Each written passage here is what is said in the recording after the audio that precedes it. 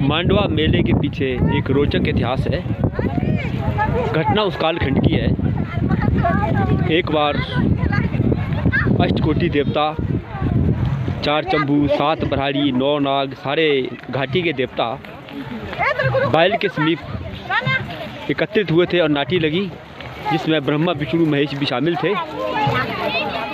ऊपर श्रीखंड महादेव में श्रीखंड कैलाश पर शिव और पार्वती बैठे थे। तो पार्वती ने शिवजी से कहा कि हे शंकर, मुझे एड़ू बेड़ू जातर देखने बैल जाना है।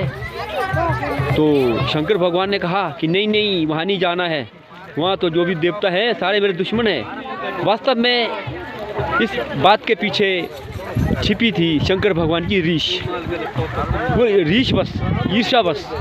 तो पार्वती यही कह रहे थे कि वहाँ सारे झूठे खोटे देवता हैं, मैं उनको नहीं मानता हूँ।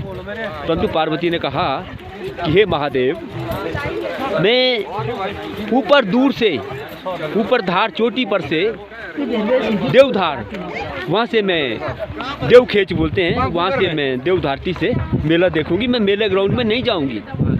और जैसे तैसे शंकर भगवान को मनाते हैं और पार्वती मेले में पहुँचती हैं। और शंकर भगवान पहले ही, पार्वती से पहले ही विष्णु भगवान का मोहिनी रूप बना करके मांडवा नामक स्थान पर बैल में पहुंच जाते हैं। जैसे पार्वती मेले में पहुंचती है, वो एकदम से विष्णु भगवान, शंकर भगवान की बगल में नाटी में लगती हैं। और उसके पश्चात नाटी समाप्त होने के बाद, मेला समाप्त होने के बाद सभी देवी देवता अपने अपने घर जाते हैं।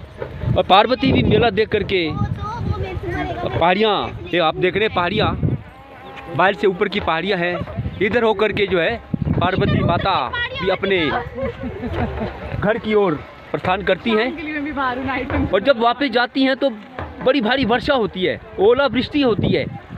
और रास्ते में कांटे ही कांटे, बिच्छू, कांटे, सांप रास्ते में जब पार्वती के मार्ग में बिछ जाते हैं। और पार्वती रास्ते में कांटे चुभने से और बिच्छू के काटने से जो है पाँव में जो है खून ही खून हो जाता है।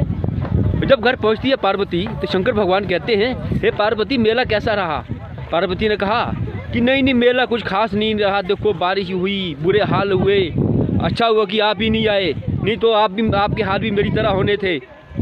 और जब जाकर के बाद में शिवजी ने बोला, बाकी तो ठीक है, वो जो तेरे हाथ को मैंने अंगूठी मुद्रिका दी थी, वो कहाँ है? तो पार्वती ने कहा कि भाई वो कहीं रास्ते में गुम होगी, झाड़ी में फंस गई होगी। तो वास्तव में फिर शंकर भगवान ने वो अंगूठी माँ पार्वती को दिखाई। ये मुद्रिका जो है मैंने ही तेरी हाथ से, ये मुद्रिका तेरी अंगूठी से निकाली थी। तो यह सुन कर के माँ पार्वती पानी पानी हो गई और उन्होंने कहा, हे शंकर महादेव, मैंने आपसे झूठ कहा, तो इसलिए मुझे क्षमा करना। एक घटना तो ये घटती है।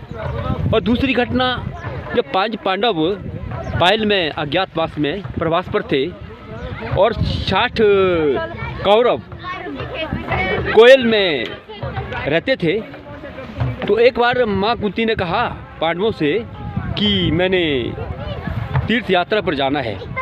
जैसे वो पांडव तुरुंडी के तौर पर, तुरुंडी नामक स्थान है, शत्रुंज के साथ में तुरुंडी और तौर कहते हैं, जहाँ से जो है वो तुरुंडी राक्षस जो है वो यात्रियों को वार पार करता था। तो जब वो भीम, 5 पांडव भी चलते हैं, तो भीम ने कहा कि आज तुरुंडी राक्षस का आहार मैं ही बनूंगा। तो जो तुरुंडी राक्षस जब वहाँ भीमसेन को बलि लेने आते हैं, वो आ रही कि नहीं आ रही? तो भीमसेन जो है तो सारा बालू, सतलुज के किनारे का बालू, रेत, कंकर को खा जाते हैं। उसके बाद युद्ध करते हैं तुरुंडी राक्षस के साथ। तो वो तुरुंडी राक्षस जो भीम को खाने के लिए मुंह खोलता है।